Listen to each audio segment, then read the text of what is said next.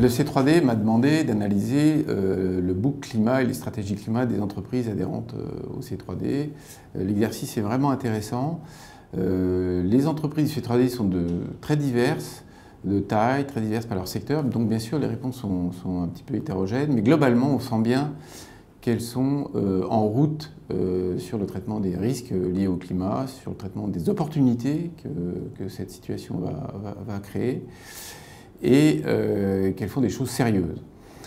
Alors il y a juste quelques remarques bien sûr à faire sur ces résultats. D'une part, je suis un tout petit peu attentif au fait que peu d'entre elles, quelques-unes, n'évoquent le sujet de l'adaptation au changement climatique, alors que tout le monde sait qu'il va falloir s'adapter à ce changement qui est en cours, même si on fait des efforts pour l'atténuer.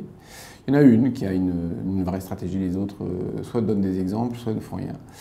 La deuxième remarque, c'est que il n'y a qu'une moitié d'entre elles qui quantifient vraiment les objectifs en termes de réduction d'émissions de gaz à effet de serre et de CO2, alors que c'est assez accessible aujourd'hui de le faire et que c'est très difficile de bien progresser si on ne mesure pas ces émissions et si on n'a pas des objectifs quantifiés. Pour celles qui le font, certaines sont très ambitieuses, ça il faut quand même le reconnaître, c'est tout à fait remarquable, d'autres sont un peu timides, me semble-t-il. La dernière remarque, c'est que je tiens à informer tout le monde que le secteur financier, la communauté financière est en train de bouger et elle bouge vite.